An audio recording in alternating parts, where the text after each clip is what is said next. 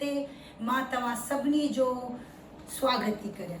असीं सभई हिन वक़्तु लॉकडाउन में आहियूं, पर असांजा घणेई सिंधी कलाकार जेके लॉकडाउन में आहिनि उहे तव्हां सां मुलाक़ात कंदा। अॼु असीं हिन लॉकडाउन में सभ खां पहिरियों मुलाक़ात करे रहिया आहियूं उल्हासनगर मां दीपक हरदासी, पर टीवी सीरियल जे कास्टिंग डायरेक्टर जे नज़रुनि में हू दीपक हरदासी न बल्कि रिक्की हरदासी जे नाले सां सुञाणप में आहे। त अचो असीं मुलाक़ात कयूं था रिक्की हरदासी सां।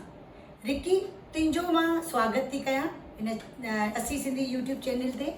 सभ खां पहिरियों इहो मूंखे ॿुधाए कि लॉकडाउन में ईअं वांदो वेठो आहीं, पर छा पंहिंजे शूटिंग खे मिस करे रहियो आहीं?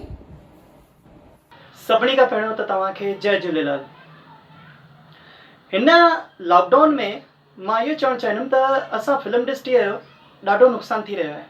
न सिर्फ़ु फिल्म इंडस्ट्रीअ जो बल्कि पूरी दुनिया में सभिनी जो नुक़सानु थी रहियो आहे। मां भॻवान झूलेलाल सां प्रार्थना थो कयां त सभिनी जा कम धंधा खुली वञनि ऐं जंहिंजे करे इहो थियो आहे लॉकडाउन यानी कोरोना जी बीमारी, उहा हमेशह हमेशह लाइ मिटिजी वञे। इहो ॾाढो सुठो वीचार आहे तुंहिंजो रिक्की। भॻवानु कंदो तुंहिंजे इन वीचार खे मां बि आशीर्वाद थी ॾियां कि तुंहिंजो इहो वीचार जेको आहे कि सभिनी जा धंधा पाणियूं जेके रुकिजी विया आहिनि उहे शुरू थी वञनि ऐं असीं सभु पंहिंजे कम जे तरफ़ रुख कयूं।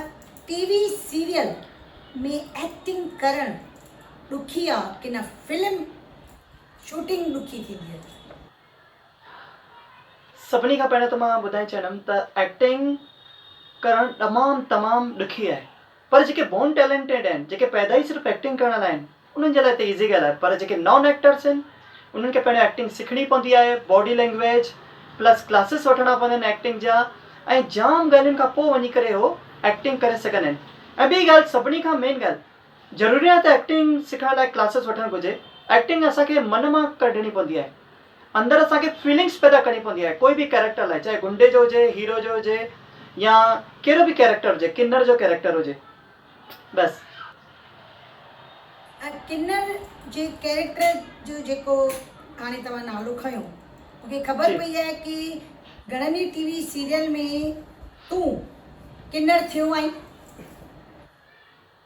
मां किन्नर जो कैरेक्टर करे चुको आहियां, 4-5 एपिसोड में किथे क्राइम पेट्रोल में करे चुको आहियां। उन में मूंखे किन्नर जो रोल मिलियो आहे। त किन्नर जे रोल लाइ पहिरियों असांखे ऑडिशन ॾियणो पवंदो आहे। असांजो लुक टेस्ट वठंदा आहिनि, असांखे हुते साड़ी पाइणी पवंदी आहे, लिपस्टिक लॻाइणी पवंदी आहे, ऐं किन्नर वांगुरु असांखे डायलॉग्स ॾिना वेंदा आहिनि, हिकु स्क्रिप्ट ॾिनी वेंदी आहे। त असांखे ॾिसंदा आहिनि भई कीअं करे रहिया आहिनि। उन मां पोइ शॉर्टलिस्ट थियो वेंदो आहे।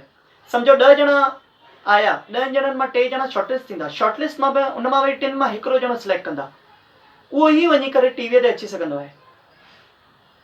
ॾाढो ॾुखियो कमु आहे, ॾाढो ॾुखियो कमु आहे। असीं ॾिसी करे चवंदा आहियूं एक्टिंग ख़राबु आहे, सुठी आहे, पर कलाकारनि खे ख़बर आहे कि आख़िर थोरे वक़्त जे लाइ बि जॾहिं एक्टिंग कबी आहे त केतिरी तकलीफ़ थी थिए पई। अच्छा दीपू, मूंखे इहो ॿुधाए कि सिंधी समाज में असीं घणेई माण्हू अहिड़ा ॾिसूं पिया जेके अञा बि सिंधी कोन था ॻाल्हाइनि, त उन जे लाइ नौजवान छा करनि? सभिनी खां पहिरियों त मां तव्हांखे हिन सवाल जो जवाबु थोरो सचाई सां ॾियणु चाहींदुमि। अॼुकल्ह जेका यंगर्स आहिनि, नौजवान आहिनि, जेके हाणे पीढ़ी आहे, जेके 17-18 साल जा थिया आहिनि, उहे सिंधी न ॻाल्हाईंदा आहिनि, हिंदी ॻाल्हाईंदा आहिनि या इंग्लिश ॻाल्हाईंदा आहिनि। एक्चुअली उन्हनि जी ग़लती कान्हे, एक्चुअली ग़लती हुनजी शायदि हुनजी मम्मी डैडी जी आहे। छाकाणि त जीअं ॿारु पैदा थींदो आहे, वॾो थींदो आहे, 20 साल या 24-25 साल थींदो आहे, त हुनजा मम्मी डैडी हुननि सां सिंधीअ में न ॻाल्हाईंदा आहिनि, हिंदीअ में ॻाल्हाईंदा आहिनि। चवंदा आहिनि कि सपोज चवंदा आहिनि कि फॉर एग्जाम्पल कि उठ जाओ बेटा, नींद से उठो, जल्दी स्कूल जाना है, ब्रेकफास्ट करना है, गार्डन में जाना है। त हाणे तव्हां मूंखे ॿुधायो त जेके नंढपण खां हुनजा माउ पीउ ॿारनि खां सिंधीअ में न ॻाल्हाईंदा, हिंदीअ में ॻाल्हाईंदा, थोरो घणो इंग्लिश में ॻाल्हाईंदा, त वॾे हूंदे उहो ॿार बि त हिंदी इंग्लिश ॻाल्हाईंदा न, त उन्हनि जे ॿारनि जे मुंहं मां सिंधी लफ़्ज़ निकिरंदा कीअं? ऐं ॿी ॻाल्हि, मां इहो बि त चवणु चाहियां त अॼुकल्ह जा ॿार जेके न सिंधी मीडियम में न इंग्लिश मीडियम में पढ़ंदा आहिनि, हिन में काई ग़लती कान्हे। मां उन्हनि जी मम्मी डैडी बि ग़लती कान्हे, पर मां एतिरो चवणु चाहियां थो त हिकिड़ो सिंधी सब्जेक्ट अलॻि सां पंहिंजे ॿारनि खे सेखारियो, त जीअं हू वॾा थींदा ॿार त उहो बि इंग्लिश बि ॻाल्हाईंदा, जिते ज़रूरत आहे इंग्लिश ॻाल्हाईंदा, जिते ज़रूरत आहे सिंधी ॻाल्हाईंदा। ऐं पंहिंजी सिंधियत जे बारे में जेकर हुनखे ख़बर ई न हूंदी, हुनजा माउ पीउ हुनखे न ॿुधाईंदा त सिंधी समाज में सिंधी हलंदी कीअं? सही। असांखे सिर्फ़ु सिंधी लिखणु पढ़णु न, पर उन सां गॾोगॾु सिंधी संस्कृति, सभ्यता, सिंधी गीत, सिंधी लाॾा, सिंधी भॼन, सिंधी खाधा, सिंधी माण्हुनि जूं रहणी कहिड़ी, उन जे बारे में बि ॿारनि खे सम्झाइणु खपे। पर इहो ज़रूरु ईंदो, असांजो सुपिनो साकार त थींदो ई। दीपू, हिकिड़ी अफ़वाह मिली आहे मूंखे तुंहिंजे लाइ कि तूं जॾहिं बि कास्टिंग डायरेक्टर सां मिलंदो आहीं त पाण सां गॾु दाल पकवान खणी वेंदो आहीं। इहा छा सही ख़बर आहे? न न, ईअं मतिलबु की इहो सिर्फ़ु हिकु दफ़ो इहा ॻाल्हि थी हुई। जॾहिं असां ऑडिशन ते वेंदा आहियूं न त असांखां नालो पुछंदा आहिनि, चवंदा आहिनि आप कहाँ से आयो? त असां हुनखे ॿुधाईंदासीं त असां सपोज़ मां ई आहियां, मूंखे पुछंदा आहिनि त मां चवंदा भाई मां उल्हासनगर में आहियां। त के कास्टिंग डायरेक्टर चवंदा आहिनि उल्हासनगर, यानी कि सिंधी माण्हू फेमस आहिनि, उल्हासनगर में रहंदा आहिनि न। त हुते दाल पकवान जाम जेका वैरायटी आहे न जाम फेमस आहे। त हिकु दफ़ो कंहिं मूंखे चयो हुयो भाई अगर आपका रोल मिल जाए तो मेरे लिए दाल पकवान लेके आना। त मां हुनखे चयो हाँ पक्का लेके आऊंगा। त इहा कुझु ॻाल्हि थी हुई। यानी सिंधी खाधा जेके आहिनि केतिरा मशहूरु आहिनि, बिल्कुलु सही मशहूरु आहिनि सिंधी खाधा, माना हिंदुस्तान जे चपे चपे में मशहूरु आहिनि, न सिर्फ़ु हिंदुस्तान में पर हिंदुस्तान खां ॿाहिरि। लॉकडाउन खां अॻु कहिड़ो सीरियल जंहिंमें तोखे कलाकारीअ जो कमु मिलियो हुजे, उहो कहिड़ो सीरियल आहे जंहिंखे तोखे पोइ छॾिणो पियो अध में? मूंखे लॉकडाउन खां अॻु मां 2 सीरियल कया हुया ऐं 2 सीरियल बालाजी टेलीफिल्म से आया। हिकिड़ो ब्रह्म राक्षस सीरियल कयो, हाँ उनजो त कमु थी वियो, पर उन पोइ वरी हिकिड़ो ॿियो सीरियल कयो, ये है चाहते, स्टार प्लस ते हिट सीरियल आहे। त हुन में मां हिकिड़ो जेको मेन गुंडो आहे मां हुनजो राइट हैंड थियो आहियां। हुनजो राइट हैंड लॻभॻि त मां इहे ई रोल कया आहिनि, गुंडनि जा ई रोल कया आहिनि। त पोइ मां छा थो कयां न, किडनैप थो कयां ॿार खे, नंढे ॿार खे। सारंश नाले जो ॿारु आहे हिकिड़ो, हाँ प्रीशा हीरोइन आहे, सारंश खे मां किडनैप थो कयां, असां फिरौतीअ जी रक़म था घुरूं पिया। जाम वॾी स्टोरी आहे। पर जीअं ख़बर पई त लॉकडाउन थियण वारो आहे त असांजो वॾो ट्रैक हुयो 2 महीननि जो। त हुननि छा कयो न, महाराष्ट्र में शूटिंग बंदि हुई त गोवा वठी विया। गोवा में असांखे गोवा में वठी वञण खां अॻु असांजो माना मर्डर ॾेखारियो वियो, यानी कि पुलिस आई असांखे पकड़े वई। त असांजो कमु मुश्किल सां 12 या 13 ॾींहं थियो, न त वॾो ट्रैक हुयो। इहो नुक़सानु थियो असांजो। अच्छा, ॿी अफ़वाह मिली आहे कि बालाजी टेलीफिल्म यानी एकता कपूर, उन सां तूं पर्सनली वञी मिले ऐं उनखे चई हीअ आहिनि मिर्चाई पकोड़ा, तव्हां खाओ ऐं मूंखे हिकिड़े सीरियल में कमु ॾियो। न न न, इहा अफ़वाह आहे, इहा रूमर्स आहे, अहिड़ी काई ॻाल्हि कान्हे। ईमानदारी सां चवां त बालाजी टेलीफिल्म जी जेका राणी आहे, टीवी सीरियल जी राणी आहे, इहा केरु? एकता कपूर। उनखे एॾो टाइम ई कान्हे। एक्चुअली एकता कपूर राति जो कमु कंदी आहे, ॾींहं सुम्हंदी आहे। जाम माण्हुनि खे शायदि ख़बर न हूंदी। उहा राति जो, हाणे असां राति जो वञी करे असांजे चवंदासीं मिर्चाई पकोड़ा खाए मूंखे रोल ॾे? न। त इहे अंदरि जाम अंदरियूं ॻाल्हियूं आहिनि इंडस्ट्री जूं जेके शायदि जाम माण्हुनि खे न ख़बर आहिनि। उल्हासनगर खां मुंबई ताईं वञी करे शूटिंग करणु त उनजे लाइ त हिकिड़ी वॾी जर्नी हूंदी, त तूं कीअं वेंदो आहीं? शुरू में जॾहिं मां स्टार्टिंग खां शॉर्टकट में ॿुधाईंदुमि त मूंखे न एक्टिंग जो शौक़ु हुयो, पर रस्तो न पियो मिले। हाँ, ऐं ॿियूं घर जूं स्थितियूं अहिड़ियूं हुयूं कि मूंखे पॉसिबल न पियो थिए। पोइ मां पंहिंजी माना जीअं तीअं कंदे स्कूल खां पंहिंजी पढ़ाई कंदे CSM कॉलेज में हुयमि, चांदीबाई कॉलेज। उते मां TY/BCom जी डिग्री हासिलु कई मुंबई यूनिवर्सिटी मां। त पोइ उते मूंखे हिकु सुठो डांसिंग ग्रुप मिलियो। मुंहिंजो जेको डांसिंग ग्रुप जो कोरियोग्राफर आहे उनजो नालो आहे राहुल थोंबड़े, उहो गणेश आचार्य जो असिस्टेंट थियो। पर उहो पूरी असांजो ग्रुप हली वियो, हेॾे होॾे थी वियो। पोइ मूंखे मुंहिंजे एक्टिंग में ई शौक़ु हुयो। पोइ मां सोचियो भई पढ़ाई बि पूरी थी चुकी आहे, डांसिंग फंक्शन्स बि जाम कयासीं, ऐं बैकग्राउंड में मां केतिरो डांस कंदुमि, मूंखे फ्रंट में अचिणो हुयो। पोइ मां सोचियो हाणे मूंखे फिल्म इंडस्ट्री जॉइन करणु घुरिजे। जेकॾहिं हाणे न करे सघियुमि त शायदि मां कॾहिं न करे सघंदुमि। त इहा ॻाल्हि आहे 2011 जी ॻाल्हि आहे। त मां हुते जाम स्ट्रगल कयो। मां बॉम्बे अच वञु कंदो हुयुमि, ट्रेनुनि में धका खाईंदा हुयुमि, एॾा धका खाधा जो पॉसिबल ई न पियो थिए भई मां ट्रेन में अचां अप डाउन कयां। पोइ मां बाइक ते अप डाउन करणु लॻुमि, उल्हासनगर टू मुंबई बाइक ते अप डाउन करणु लॻुमि। पोइ मां लॻभॻि यकीन कयो मां 3 साल धिका खाधा आहिनि। उते मूंखे फिल्म इंडस्ट्री में जाम फेक माण्हू मिलिया जेके चवनि पिया भाई हीअं वञ हूअं वञ, ऐं मां हिकु ॻाल्हि क्लियर करणु चाहींदुमि त हुते मूंखे कंहिं पंहिंजो उल्हासनगर कंहिं माण्हू मदद न कई, न ई कंहिं मिट माइट मूंखे मदद न कई, न ई कंहिं सिंधी माण्हू मूंखे मदद कई आहे।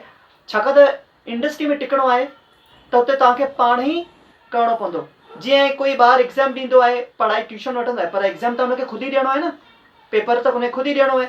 ठीकु तहिड़े नमूने असांखे ख़ुदि ई हुते वञिणो आहे, स्ट्रगल करिणो आहे। त मां हुते स्ट्रगल कयो, जाम स्ट्रगल कयो, त मूंखे पहिरीं सफलता मिली।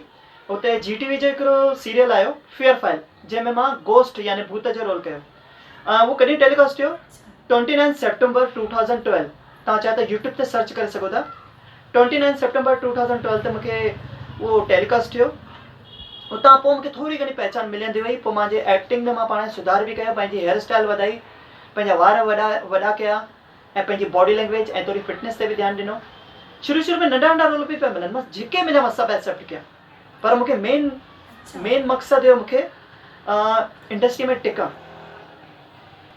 ॿी ॻाल्हि मां ॿुधायांव, हिकु पायल जी, जेके माण्हू इहे चवंदा आहिनि न भई एक्टिंग करणु तमामु सवली ॻाल्हि आहे, हा बाबा सवली ॻाल्हि आहे। तव्हां जेको 2 मिंट जो सीन ॾिसंदा आहियो न, 2 मिंटनि जे सीन खे ॾिसण लाइ असांखे जेको 3 कलाक लॻंदा आहिनि, 3 खां 4 कलाक लॻंदा आहिनि।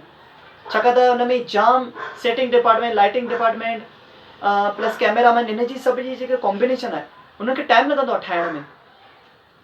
इहे जाम ॻाल्हियूं आहिनि। ऐं मां उन्हनि खे बि चवंदो आहियां, अॼु मां 8 सालनि खां फिल्म इंडस्ट्री में आहियां।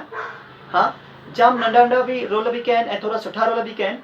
तव्हां चाहियो त मुंहिंजे फेसबुक ते रिकी हरदासी मुंहिंजो फेसबुक नेम आहे, तव्हां हुते सर्च करे सघो था, त हुन में मां पंहिंजे एक्टिंग जा विधा आहिनि। ऐं यूट्यूब ते मुंहिंजो हिकु चैनल आहे दीपक हरदासी। दीपक हरदासी सां सब्सक्राइबर कंदा त तव्हां, मां हुन में शूटिंग जो वीडियोज़ विधा आहिनि। तव्हांखे ख़बर पवंदी त कीअं शूटिंग कई वेंदी आहे, केतिरी महिनत आहे हुते। ज़रूरु ज़रूरु असीं यूट्यूब में वञी दीपक हरदासीअ जे यूट्यूब चैनल खे ओपन कंदासीं ऐं ज़रूरु ॾिसंदासीं कि शूटिंग आख़िर थींदी कीअं आहे। आख़िरकार घणा TV सीरियल आहिनि जिन में तूं एज़ अ एक्टर कमु कयो आहे? लॻभॻि 8 सालनि में मां 50 खां 60 सीरियल करे चुको आहियां। ऐं मूंखे जानवी जो जानवी जो नालो बि न ख़बर आहे मां कहिड़ा कया आहिनि, पर ॻाल्हि उहा कान्हे त तव्हां घणा सीरियल कया आहिनि। मेन ॻाल्हि उहा त तव्हां इंडस्ट्री में घणा सालनि खां टिकियल आहियो। मां उन्हनि माण्हुनि खे चवणु चाहींदुमि जेके मज़ाक सम्झंदा आहिनि, भाई यार चवंदा आहिनि भाई यार इतने साल हो गए अभी तक तुमने बड़े रोल क्यों नहीं किया, लीड रोल क्यों नहीं किया। तो मैं उन्हें चवना चाहूँगा, इतना आसान थोड़ी है। कोई अगर बिजनेसमैन बनता है तो इतनी जल्दी थोड़ी अंबानी बन सकता है। अगर किस्मत में होगा तो अंबानी बन जाएगा ना। आपका बिजनेस जो है, आप भी तो वहीं के वहीं हो, आपको तो आपके डैडी की कुर्सी मिली है, आपके डैडी का प्रसाद मिला हुआ है, ऐसा समझ के चलिए। जो अभी तक आप खा रहे हैं, आपने अपने बलबूते पे बना के दिखाओ तो मान जाऊंगा। फिर मैं आपसे पूछूंगा कि अभी तक आप टाटा बिरला क्यों नहीं बने। तो मैं उनके चवण चाहिए, हिकु तो तव्हां बि अचो, सिर्फ़ु 3 महीना टिकी ॾेखारियो फिल्म इंडस्ट्री में, सिर्फ़ु 3 महीना। मां चैलेंज खां थो चवां, 3 महीना टिकी ॾेखारियो ऐं ऑडिशन ॾियो, हिकु सीन करे ॾेखारियो, तव्हांखे ख़बर पवंदी त वाकई में इंडस्ट्री में छा हाल आहे। ऐं रही ॻाल्हि लीड जी, त या त तव्हां पाण फाइनेंस कयो, या पाण प्रोड्यूसर थियो, या तव्हांजो डैडी प्रोड्यूसर हुजे जो तव्हांखे हीरो जो रोल ॾे। That's all. दीपू, वेंदे वेंदे हिकिड़ो आख़िरी सवाल जी। छा कॾहिं तूं सपनो ॾिठो आहे कि तूं as a producer, as a actor, as a writer, as a director सिंधीअ में वेब सीरीज़ ठाहीं? मां बिल्कुलु तव्हां सही था चओ, पर मां हिकु आहे त सही, मां हिन लाइ हिकु ॿी ॻाल्हि बि चवणु चाहींदुमि। मुंहिंजे दिमाग़ में हिकु स्टोरी आई आहे त भई जीअं माण्हू सिंध मां आया त वीचारा कुझु न खणी आया पाण सां गॾु, कीअं उन्हनि महिनत सां अॻिते वधायूं। तव्हां ॾिठो हूंदो त सिंधी माण्हू हर फील्ड में नंबर 1 थी चुका अथव। मां फिल्म इंडस्ट्री खां बिलोंग्स थो कयां, त पहिरीं ॻाल्हि त मां फिल्म इंडस्ट्री जे बारे में ॿुधाईंदुमि त फिल्म इंडस्ट्री में कहिड़ा कहिड़ा प्रोड्यूसर आहिनि। पहलाज निहालानी, अर्जुन हिंगोरानी, वासु भगनानी, रमेश तोरानी। ॿियो इंडस्ट्रीअ जी जेका ब्लॉकबस्टर फिल्म शोले जे ठाही आहे, उनजो प्रोड्यूसर बि आहे GPCP, जंहिंजी असली सरनेम आहे सिपह मलाणी, राइट। उनजो पुटु रोहन सिपी, जंहिं शोले फिल्म डायरेक्ट कई। त तव्हां सोचो था फिल्म इंडस्ट्री में सिंधियुनि जो केॾो वॾो योगदान आहे। ऐं अलाए घणा फाइनेंसर आहिनि जेके पैसा ॾींदा आहिनि ऐं पैसा लॻाईंदा आहिनि फिल्म इंडस्ट्रीअ में। ॿी ॻाल्हि, ॿियो जेको पॉलिटिकल में अचे थो या हुन में कंस्ट्रक्शन लाइन में जेको आहे, उहो आहे हिरन अंदानी। उहो बि हिकु सिंधी आहे, सभिनी खे सुञाणो, तव्हां बि हुनखे सुञाणो। प्लस हुन घणियूं वॾियूं वॾियूं बिल्डिंगूं ठाहिनि। इहो कंस्ट्रक्शन लाइन में सिंधी हिकु वॾे वॾो टॉप नालो आहे। हिकिड़ो लास्ट नालो मां जंहिंजो चवणु चाहींदुमि उहो आहे असांजो लाल कृष्ण आडवाणी, हिकु अहिड़ी शख़्सियत जंहिं सिंधियुनि जो नालो तमामु मथे पूरी दुनिया में फेमस करे छॾियो, जंहिं बीजेपी पार्टी ठाही। जेकॾहिं लाल कृष्ण आडवाणी चाहे हा त हिंदुस्तान जो प्रधानमंत्री थी सघे हा, पर हुननि जाम वॾी कुर्बानी ॾिनी आहे। इहे कुर्बानियूं सिर्फ़ु असांजा सिंधी ई ॾेई सघंदा आहिनि। इन्हनि सभिनी ॻाल्हियुनि खे दीदी, इन्हनि सभिनी ॻाल्हियुनि खे जॉइन करे मां इन ई विषय ते मां फिल्म ठाहिणु चाहींदुमि। तव्हां मूंखां इहो सवालु पुछो न तव्हां कहिड़े विषय ते, मां 3-4 जेके नाला शख़्सियत जा खयां त इन्हनि ते विषय ते मां फिल्म ठाहिणु चाहींदुमि। वेरी गुड, ॾाढी सुठी सोच आहे ऐं ईश्वर कंदो इहो सुपिनो साकार थींदो। ऐं वेंदे वेंदे मां सभिनी ॾिसंदड़नि खे निमाणी वेनती कंदसि कि ॾींहं राति प्रभुअ जी आराधना में रहंदासीं ऐं चवंदासीं कि जल्द असांजी हीअ महामारीअ खां असांखे दूरि करे त असीं सभई ॼणा पंहिंजे कमकार ते लॻी वञूं। ऐं दीपू तोखे बि मुंहिंजी आशीर्वाद आहे कि तूं ज़रूरु कामयाबु वेंदे। जय झूलेलाल। जय झूलेलाल।